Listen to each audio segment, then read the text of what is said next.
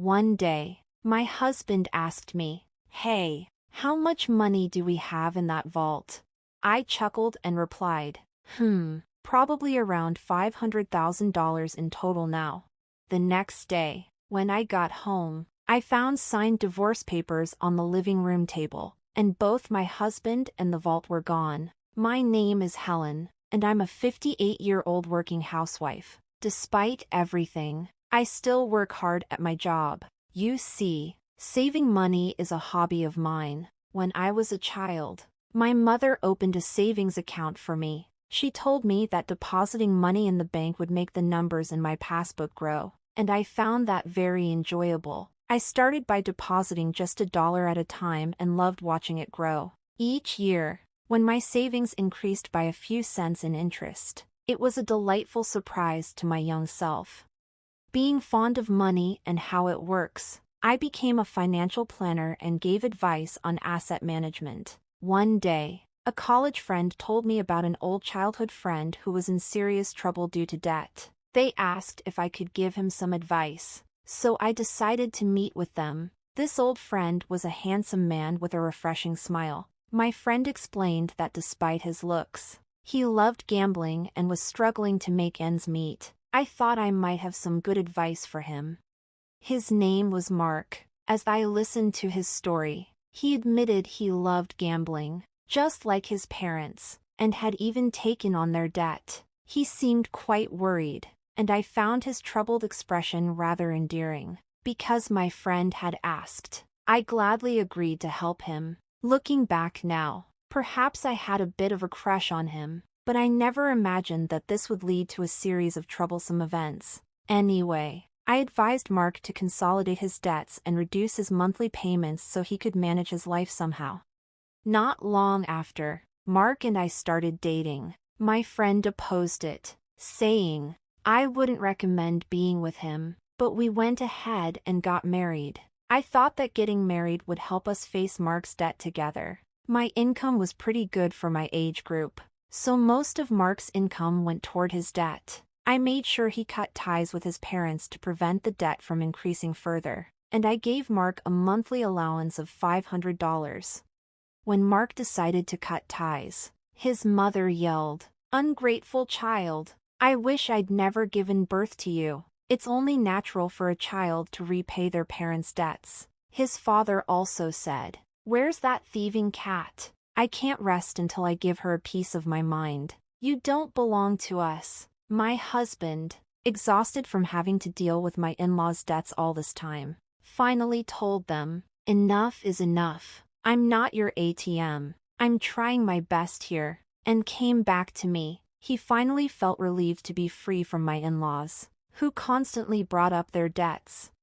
Soon after, we had a son. Our son Kevin is handsome, just like Mark. He's my pride and joy. However, Kevin seemed to pick up on his father's lack of discipline and indecisiveness. Just as our son noticed, Mark's carefree character didn't change. He continued borrowing money from predatory lenders, dealing with loan sharks, and tricking friends into lending him money to gamble away. We went through a lot, but I managed to keep Mark in line over the years.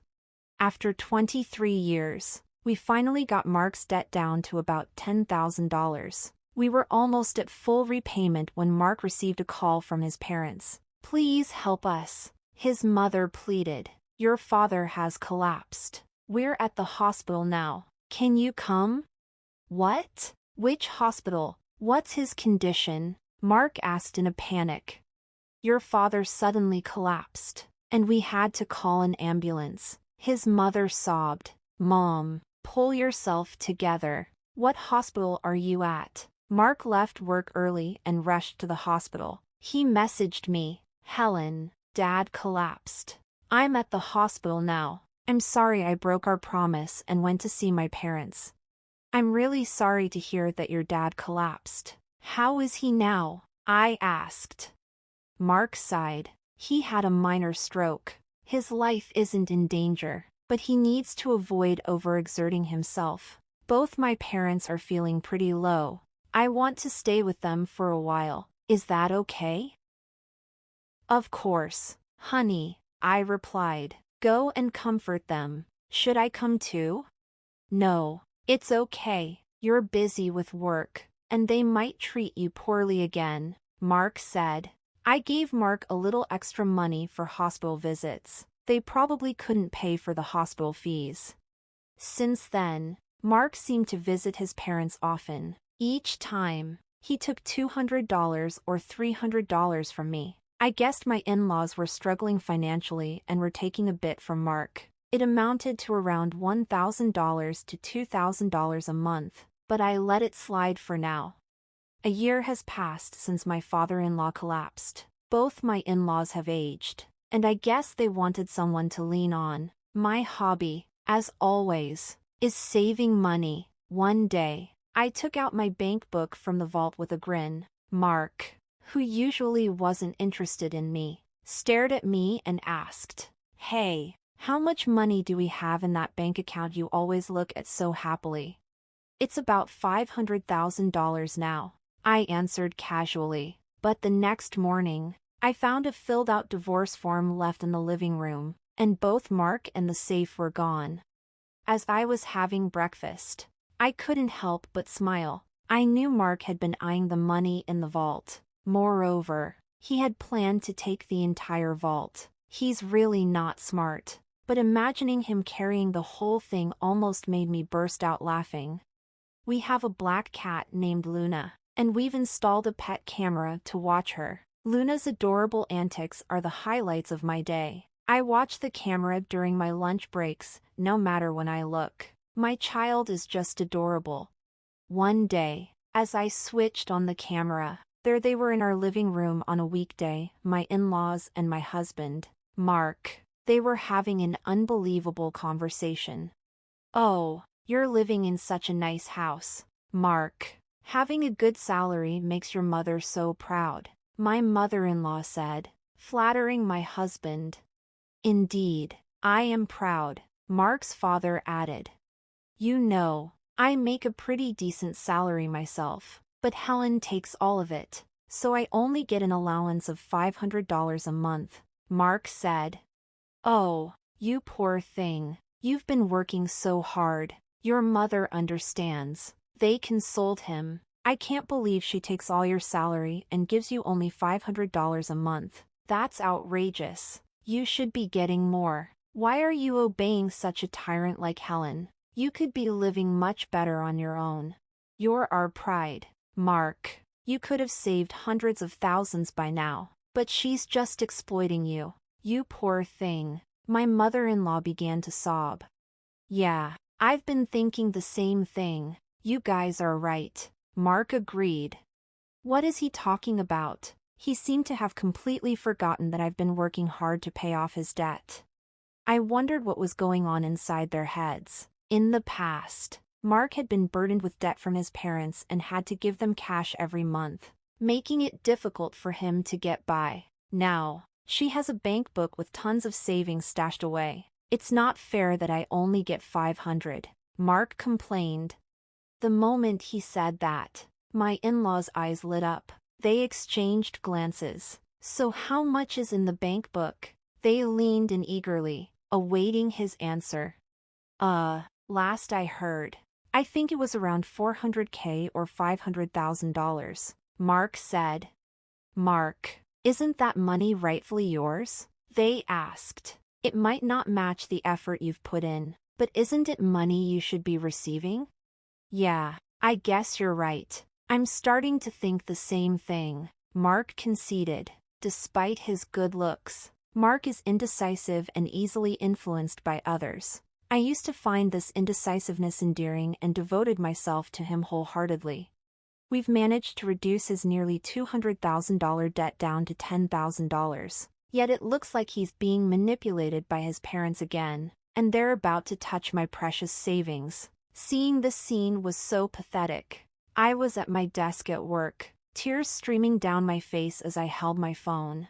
I've been putting aside my living expenses for Mart, using his income mostly to pay off the debt. On top of that, I was providing him with an allowance of $500 out of my own pocket. Despite explaining this to Mark, it seems he's completely forgotten. What have these past 23 years been for? I felt so sad and pitiful. My heart ached as if I was drowning in my own tears. I felt like I was disappearing, on the verge of breaking, but I made sure to record the conversation and sent the data to my son. That day, I left work early due to sickness. I went to my usual bar and drank heavily, spilling out everything to the bartender. In such a state, the bartender comforted me gently. He casually said, "Why do you grieve for such a person? You did nothing wrong. There's no need to live for them. Live for yourself." At that moment, all my intoxication and love for my husband faded. "Thank you, sir. Next time, we'll share a pleasant dream." I went back home after saying that to the bartender. Entering my study, I began to think, how would I steal the bank book inside that vault? I couldn't even begin to imagine, but I needed to devise a plan. I will show them hell. They shouldn't underestimate me. I concentrated harder than usual. Gathering evidence was the first step. From then on, I frequently checked the pet camera every day. Then the ugly truths began to surface. My husband was bringing home a young woman during his supposed work hours. It seemed like he was bringing her over about 3 times a week. I couldn't believe I had to witness my husband's infidelity when all I wanted was to watch our cat, Luna. Luna also seemed to be scared and wouldn't show up. They ruined my precious relaxation time. No more than that. They betrayed me, which I can't forgive. One day, I'll punish them severely. One day, while I was working, I activated the pet camera. This time, it wasn't the woman my husband was having an affair with, but my in-laws were at our house again. "So, is everything arranged to take that bank book from Helen?" they said with an unpleasant grin. "You're smart. You must have thought of something, right?" "Yeah, I thought about it. I'm thinking of taking the entire vault. It'll be easy." "Hey, that vault is quite heavy. Are you sure you can do it?" "I'll be fine. I'll load it on a cart. Help me out, Dad." "All right.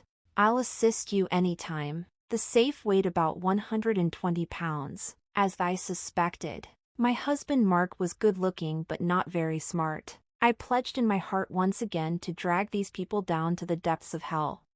"If we have that money from the bank book, we can go to the casino as a family. We can live as a family of 3 again." "That's right. Let's live happily with the money from that bank book. Right, Mark?" "Yeah, but I do feel a little bad about Helen. She was saving up so happily." "You can't be so weak-willed. We're doing this for your happiness, remember?" "Right. I'll be happy. Besides, you found a new wife, haven't you?" "Quickly divorce that woman. I have to divorce for her sake as well. I'll leave the divorce papers here." "That's right. We're waiting for the money from that bank book and the new wife."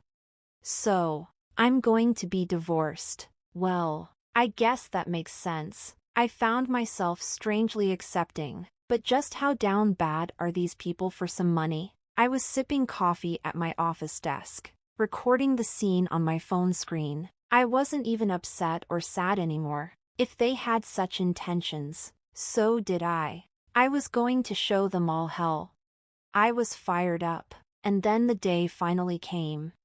"Hey, how much money is in that passbook in the vault? You always seem so happy when you're looking at it." "Right now, there's about $500,000 in there." The next day, when I got home, there was a signed divorce paper in the living room, and both my husband and the vault were gone. I had a smirk on my face while having breakfast. I acted quickly afterward. I immediately filed the divorce papers and contacted my son. "Kevin, your father finally stole the vault. I can't believe he managed to carry it. It's so heavy." "Mom, I think it's about time you end things with Dad. By the way, did he take everything in the vault too?" "Actually, I moved all the money to online banking. The passbook is essentially worthless now. The most valuable thing might have been the safe itself since it was so heavy." Oh, by the way, I've already filed the divorce papers. Now, I'm thinking about filing a police report. What do you think? You should file a police report, and it would be best to hire a lawyer. Oh, right, a lawyer. I already had a private investigator on it but hadn't thought about a lawyer. Thanks. I'm cutting ties with that too. Kevin seemed exasperated.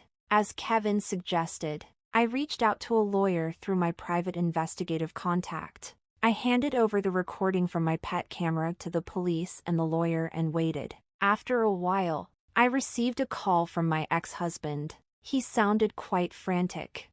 What the hell? The passbook is empty. What happened to the $500,000? You tricked me. That was my money. Where is it? Tell me now, or I'm going back to the house and abandoning your cat. Luna. You just committed theft and now you're threatening me. From now on, communicate through my lawyer. I said and blocked his number. I reported the incident to the police and sent the recording to my lawyer. Oh, what a relief. This is what I wanted to do. Karma is a real pain. I got a call from the police shortly after. We have caught the thief. However, the vault was damaged. It appears he forced it open. The things inside it were burned. My ex-husband and his parents learned that the passbook balance was zero. And apparently, they set the things inside the vault on fire. Even though it was his first offense, my ex-husband spent a few days in police custody. His parents were released with a stern warning. My ex-husband broke into the house he used to live in after he was released. Hey, open up! I've come back. I'm sorry. It was just a small prank. Let me in. Let's talk. You haven't filed the divorce papers yet, have we? We're still married, right? Don't make a scene in front of the house. This is no longer your house. I've already filed the divorce papers. We are strangers now. Leave now, or I'll call the police. You jerk! This is my house. Open up! Open up! I called the police when he started causing a scene. 10 minutes later, he was taken away by the police again. I then called my lawyer, explained what happened, and had him start the process of getting a restraining order. Afterward, I asked my lawyer to sue for emotional distress due to infidelity. The lawyer said we might not get much money from his broke family, but none of that really matters. I'm definitely going to demand alimony.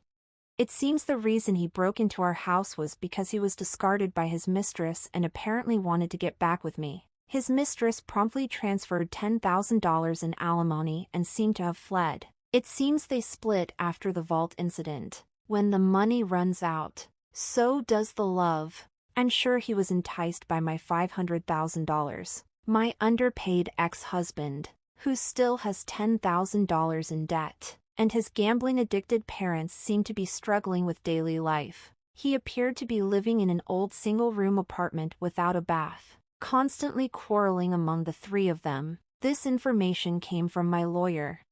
My ex-husband pleaded, I can't afford to pay the alimony. Please reduce the amount. And my ex-husband, who got involved with the police, was on the verge of retirement but apparently got fired from his company. The elderly parents-in-law have managed to find jobs in cleaning and seem to be barely making ends meet. My ex-husband is now working 3 part-time jobs. But these 3 are gambling addicts, so no matter how much money they have, it disappears. There's no helping them. I had my lawyer tell them, no reduction. Stay away from her. If you're really sorry, show it with money.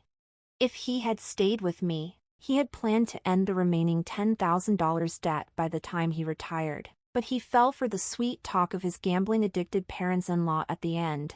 How foolish. This $500,000 is an accumulation of my savings that I have started building from a very young age. I find it enjoyable to save small change. There's just something fun about updating the bank book. So, I think I'll start a new bank book. Right now, I'm living a relaxed life with my black cat, Luna. My son visits occasionally and tells me about his girlfriend. This time, I'm going to spend time for myself. I need to buy a new vault. One that's so big that a person can't carry it. Right, Luna? I am the happiest I've ever been.